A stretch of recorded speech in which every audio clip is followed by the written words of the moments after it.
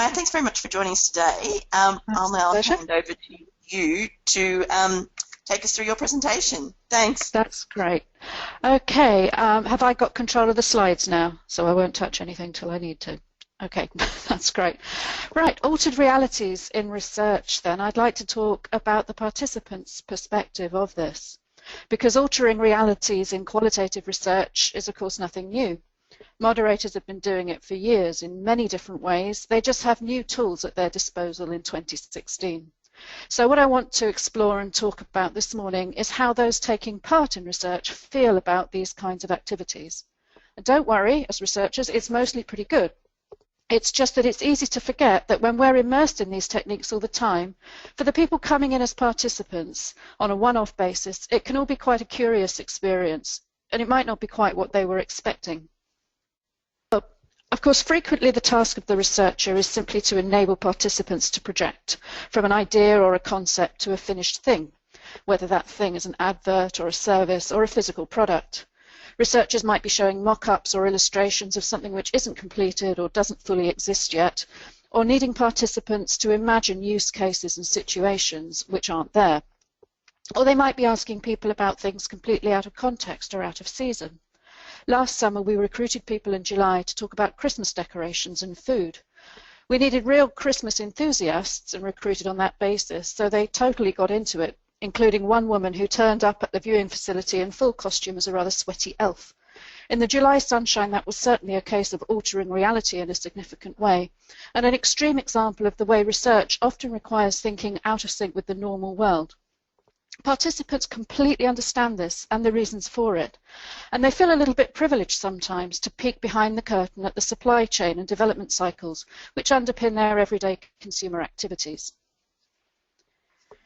Projective techniques also are a long-established tool for qualitative research, borrowing from the traditions of psychoanalysis to delve into the unexpressed opinions, the blind zone of the Johari window. Not to probe into the secret suppressed areas where the therapists roam, of course, but to enable a voice to be given to opinions they've formed without conscious awareness and find it harder to talk about for that reason. Usually, participants find these activities fine if the moderator's done their job well and warmed and normed the group to the point they're ready to do something a bit surprising together. Nearly everyone's okay with the idea of closing their eyes and imagining something like that a brand is an animal or a person at a party or a musical instrument. Most participants are also fine with doing something more physically creative to express their ideas, such as a drawing or a collage, a Lego structure or even a sculpture. For some, however, this kind of thing crosses a line and creates discomfort that must immediately block the unconscious expression needed, to the detriment of the research insight, and could impact on the performance of other participants in a group as well. So it's far better that people are screened out in recruitment by simply asking them directly about how they feel about doing these kinds of activities. And do bear in mind that even for those who enjoy it anyway, they can still find it rather baffling. There's rarely the time or considered need to contextualize it for the participants in any way. All they know is that the discussion suddenly got rather weird for a bit. One minute they were talking about travel websites, and suddenly the researchers started going on about animals or colours. Of course, a researcher could argue that it's not the participants' job to know what's going on, and even that overthinking it and too much explanation could compromise the exercise itself. But it's worth bearing in mind that these activities can make people feel uncomfortable if they're left confused afterwards. And we do very occasionally get feedback that the researcher themselves seemed uncomfortable or ambivalent about the techniques being used, or that they seemed out of their depth when perhaps one or two people really entered into the spirit of the projective technique. If reality gets altered a little too much, it can take everyone out of their comfort zone. It's one of those tool sets we know works really well for the participants, in experienced hands and with appropriate context and explanation. When it comes to deprivation projects, need to go back. That's it. When it comes to deprivation projects, then, participants love this kind of thing. As long as they're recruited with their eyes open and the terms of engagement fully explained, they get wholeheartedly into it, often going above and beyond in their feedback. The best projects truly gamify the whole approach, and that's what it feels like to those taking part, that they're rising to an enjoyable personal challenge. They like the novelty and feeling that they're part of something creative and exploratory, as well as often stating they've learned something new about their own motivations and behaviour. We just have to be clear that if any deprivation factors are under the researcher's direct control, people feel completely safe, that their original state of being will be fully restored afterwards when the research is over. We have had a researcher physically remove people's phones for a week, for example, so we need to be very clear about disclaimers and indemnities and the timeline and process for getting their stuff back. But one of the most exciting changes in research, which caught my attention regarding this webinar, is the advent of virtual reality technology.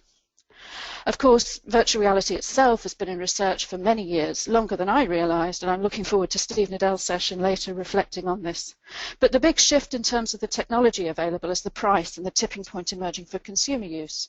This is the year that a number of major manufacturers are launching units aimed at gamers and home applications, and public knowledge and familiarity with VR equipment is also set to change in a big way as a result of this. So because of that, one of the things we've been involved in a great deal of late is user testing of the VR equipment itself for one of the big games developers. We've been recruiting hundreds of people to come in and test both hardware and software, calibrating the actual headsets as well as playing the latest games on it. Their feedback has been really fascinating. We've got lots of video testimony from them, which we can't show you on this platform, but you can view it online if you'd like to hear directly from them. Please remember, if you do check this out, that this is all user-generated content. The audio and so on isn't always that great. They've mostly done it on their phones and webcams. Overwhelmingly, the feedback tells us that they really, really love doing it.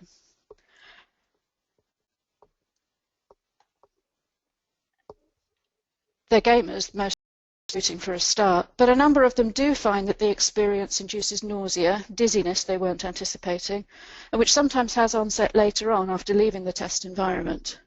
One participant had to withdraw from a test early recently and was unable to drive home. It's also worth bearing in mind that these games tests are generally really quite short, typically 10 to 15 minutes spent playing the actual game as opposed to talking about it.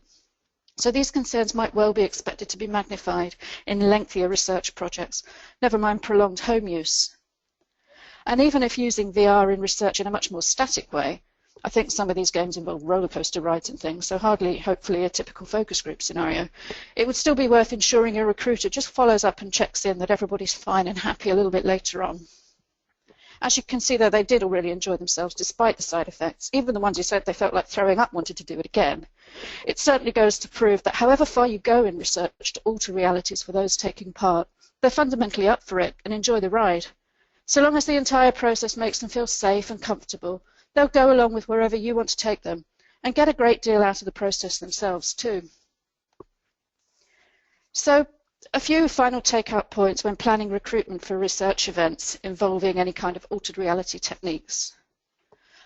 Firstly, for anything involving mental leaps, whether from one season to another or from wireframes to finished products, it's important to pre-test imagination.